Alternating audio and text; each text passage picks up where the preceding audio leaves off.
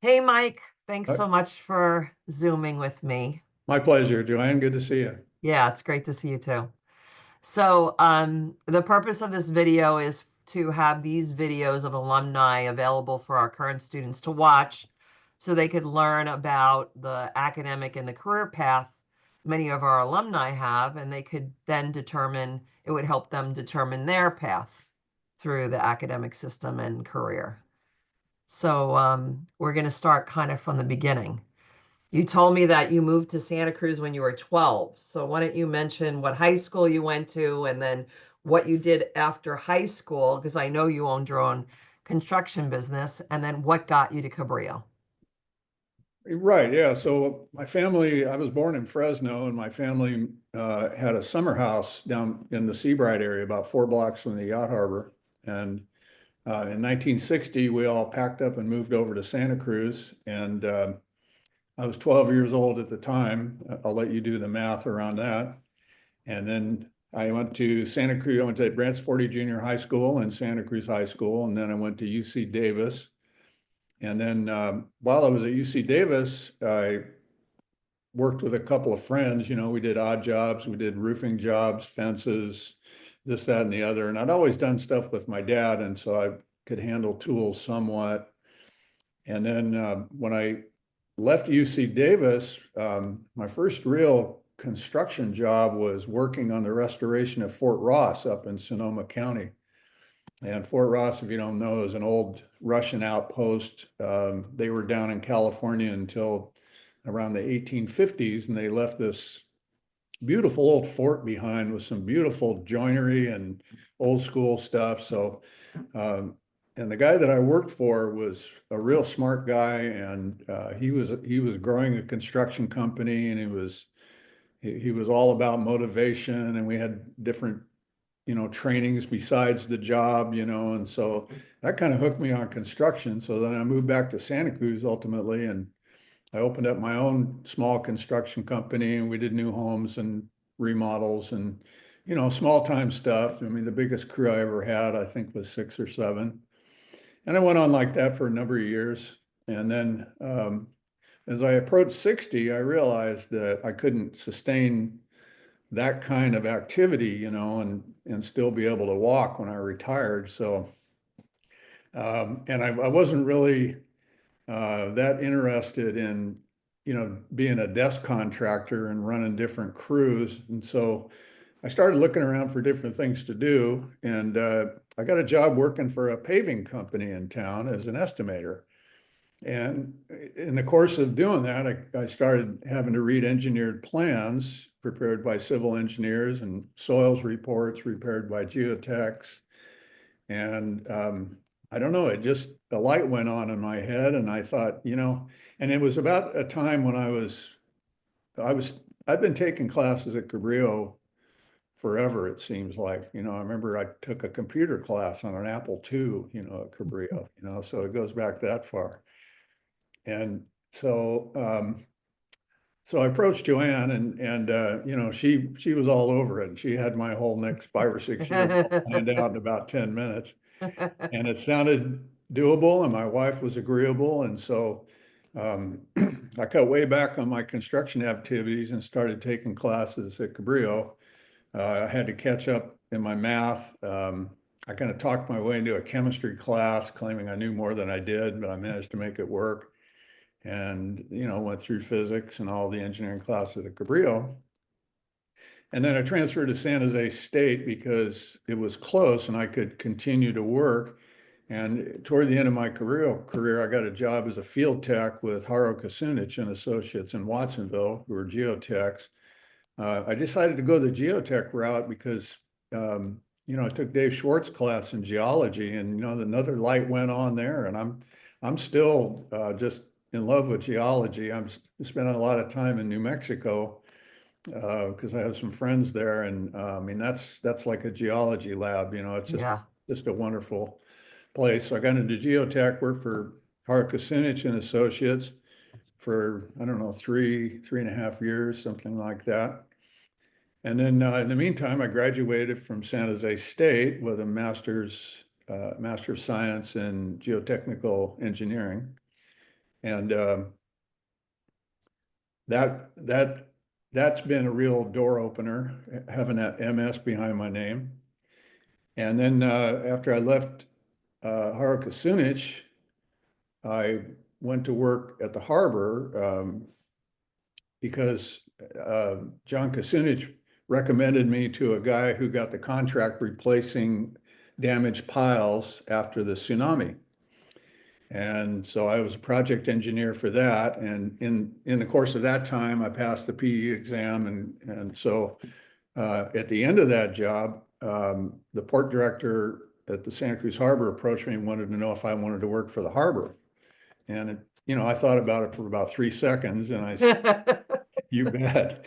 It's a wonderful place to work. It's really a dynamic environment. You throw the ocean in there, with tidal action and currents and all the stuff that happens around the harbor, and you got to be on your toes. And so, I spent the next 3.5 years managing the tsunami reconstruction at the harbor. It was about a $19 million project.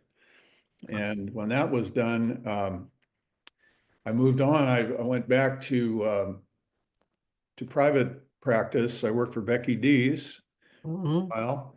And in the meantime, I applied for a job with the city of Santa Cruz as the Public Works Operations Manager, which is a branch of the Public Works Department that deals with maintenance, vehicle maintenance and acquisition, street maintenance and building maintenance, and then a whole bunch of other, duties as assigned.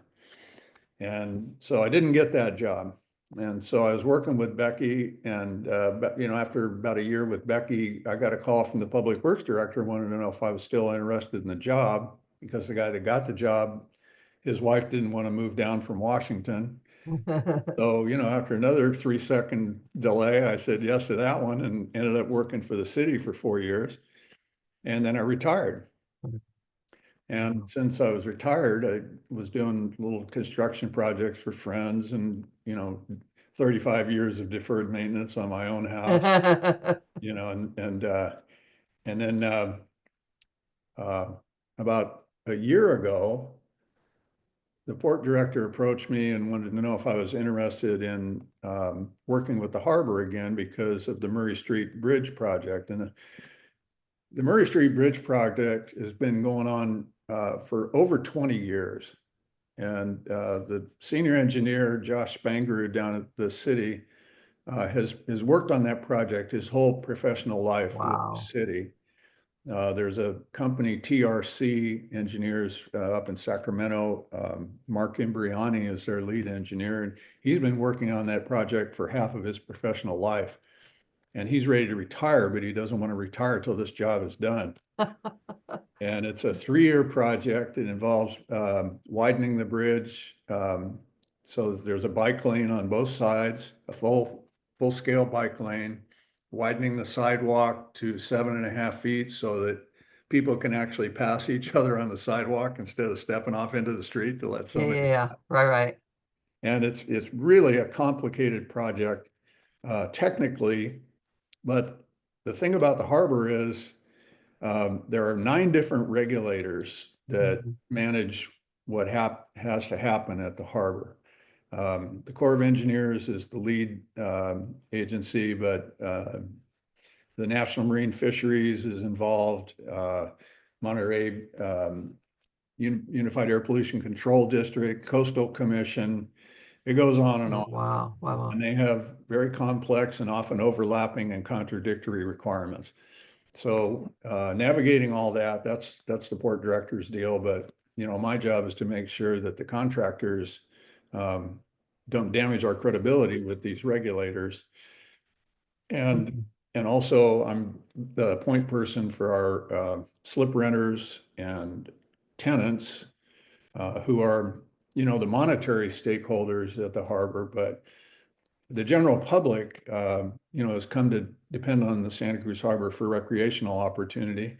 And it's actually a commuter route for bicycles now. Mm, right. And so there's just a lot of streams of traffic to sort out there and make sure everybody stays safe. And yet the project continues. Starting Monday, there's going to be eastbound traffic only. Mm. I'm just going to put that out there because I know that. And then starting in November, the bridge is going to be closed entirely for Wow. almost 5 months. Wow. Okay. But they're driving piles. Some of these things are going to go down 100 feet Wow. below the bottom of the harbor, which is another, under 12 to 15 feet of water at that Right. point. Some of them are, I think the biggest one is 42 inches in diameter. Wow. Wow. So you won't be able to ignore that project if you live within a quarter mile of it. Yeah. It's going to Wow. be loud and so it's, there's a whole lot of people that have had to been kept in the loop on this. The county's involved because the city limits are right at the eastern side of the harbor, and so Right. the county's involved and um, so we had a great meeting on Tuesday. There's a company that actually facilitates communication between all the different stakeholders on large construction projects. And they have a whole uh, structure that they kind of suggest, but really nobody says no to it because it works so well. Right. Right. It facilitates construction, it allocates responsibility. A big part of it is a mechanism in case disputes arise, because Okay. inevitably you're going to reach a point in every project where the interests of one party diverge radically from the interests of the other Mm. parties. And so there's Yeah. a whole mechanism for doing that. And it's just a level of construction that I haven't been involved with, Mm. on a formal level. I mean, I've done it intuitively and there's nothing I don't recognize as something that I've had to deal with in the past, so Yeah. it's been great from that standpoint. And, um, I've always been kind of a lifelong learner Yeah. Yeah. and this is just another level up, and I just feel really lucky to be a part of it. Yeah. It sounds really exciting, challenging and exciting. It really is. Yeah. Yeah, I look So forward it to sounds it. like you started on the project already, or did you start working or no? Yeah, I've been On it. at it for Okay. about 6 weeks 6 now, weeks. and Okay. they bid the job last summer actually, Okay. and they only got one bid. And Wow. one of the things that I've had to learn about in the public sector is the public contracts code. And the public contracts code, I mean, there's a lot of people that feel like the money is not being spent wisely by the government, but if it is, it's not because of the public contracts code, because there's no slack in that. Yeah. If things aren't done by the book, you don't get the job, you don't get paid, Right. you don't get the funding from all the people. Uh, Yeah. Murray Street Bridge project is funded 88.5% by the federal government, Oh, wow. and the remainder is split between the harbor and, excuse me, between the city and the state. Okay. And, everybody eyebrows kind of raised when we heard that number, but apparently the money's in the bank and, Yeah. don't have to worry about it disappearing. Great. Good. Yeah, so there's that. That's great. Yeah. Wow. So that's a part-time job. Um, It's part-time. That's what I was going to ask. it is part-time. The idea is that it, be half-time. Okay. Here in the beginning, it's been a little more than that just because we're still ironing things out and trying to get it Yeah. off the ground. And Right. there's actually half a dozen tenants that are under or near the Murray Street Bridge. Oh, wow. The Chardonnay, Yeah. excursion boat. Right. There's a private yachting company. UCSC has a large program there. They're student sailors. There's some environmental. There's a waste oil station under the bridge there that has to be Okay. dealt with, from an environmental standpoint. So all those people had to be moved out and into temporary quarters for the next 3 years because this is a 3-year project. It's Right. supposed to go on until January of 28. Wow. Yeah. So, getting all that sorted out in the beginning, it's taken a little more time, but Yeah. yeah, they're getting ready to really get on it on Monday. Once they close Yeah. that lane, they're going to really be working hard. Oh, that's awesome. That Yeah. sounds great. Thanks for describing the project to me. Yeah. I'm sorry. We kind of went on and on there, but No, no, no. This is pretty good. fired up about it. Yeah, no, it sounds like it. Okay, so I have two questions. One is How has getting the engineering degree impacted your life or affected your quality of life? And you kind of Well, touched on this already, but I'm just going to add it as a question sure, anyway. sure, sure. Well, intellectually, um, it's just ignited my curiosity in a lot of different directions, if you work in the public sector, in the engineering side of things, you're going to deal with almost every type of engineer at some point or another. Right, We did a huge energy project at the city of Santa Cruz, that involved electrical engineers, mechanical engineers, civil engineers, geotechs, almost everything. And so, even though I specialized in geotech, I've become conversant in a lot of the other disciplines too. right. At least I can read a one-line diagram from the electrical engineer and, that kind of low-level stuff, Yeah, you know, um, but it's sort of, expanded my world. And then in terms of employment, having that PE behind your name is a powerful thing. And it doesn't have just to do with engineering. It has anything to do with um, a position where responsible decisions have to be made, where problems need to be solved. We all moaned about having to do statics problems and math problems and chemistry problems, but problems are the job. Problem right, solving is the job. And you have to get comfortable with that. You have to develop strategies, for sorting out what the issues are. You have to keep an open mind because a lot of times the solution turns out to be an amalgam of opinions and experience of all the people involved in it. right. So you have to be open to that. So it's just made my life so much richer, and Yeah, and that's before you even get into the money. yeah, that's right. And then you have your back is fine. Yeah, All the physical things of what you're doing before. yeah, So, I have time to swim, which yeah, has extended my life for the better and yeah, all that kind of stuff. Yeah. that's great, Mike. Okay, and then the last question is, one suggestion do you have for engineering students who are starting on their educational path? And maybe you want to speak to those students who are returning, like you did. Yeah, I So what think, are some things that you would do differently, or what are some suggestions you have for them? okay, well, when I first went back to school, I kind of had in my mind what I wanted to do. I wanted to be a civil engineer in some branch that dealt with construction because that's what I've always done, and I like building things. Mm, And then I took engineering five, and I realized, that there's half a dozen civil engineering disciplines, plus all the others, right? And so I would say keep an open mind, you know, yeah, take all the required courses, and just kind of pay attention to what turns you on, right. and like I took as a minor, it's not really called that, as a minor at San Jose State, Yeah. several hydrology classes. And that's really an exciting field, Mm, particularly, in the era of sea level rise and intense storms and, the whole management of floodwater is a huge field that's going on. And then I remember in engineering five, there was a guest speaker that came in. I don't remember his name. I have a picture of him in my mind, but he told the students, you all want to be electrical engineers and you want to get in the digital world, and work in Silicon Valley.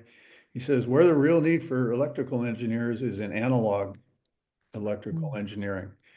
And, you know, that's exactly what's needed right now in places like LA and Northern California. We've had all these fires where you're trying to figure out some way to make that whole system safe. And then you have the whole electrification program. I was an early adopter of an electric car. I've had an electric car for 6 years. mm. And I'm thinking everybody ought to do this. And then I thought, how the hell are we going to charge all these vehicles without going back upstream and putting in new transformers and new transmission lines and new power plants to generate all the electric energy that's going to be Yeah. required to do all this stuff. Yeah. So, that's an important class. Yeah. It's really that, the key is pay attention in that class and keep your mind open to what's available. Yeah. Yeah. And you mentioned you went to San Jose State for your master's. So I think I want to interject here and just let the viewers know that if you already have a bachelor's degree in something else, the CSUs really don't want to give you a second bachelor's degree. So what you do is you come to Cabrillo, take all the lower division classes you need, and then you go straight into a master's degree at San Jose Student State. And they do that in all the engineering majors. So that's what Mike did. Exactly. And it ended up Yeah, being maybe an extra semester or, right. maybe two, but, I was only I, taking a couple classes at a time.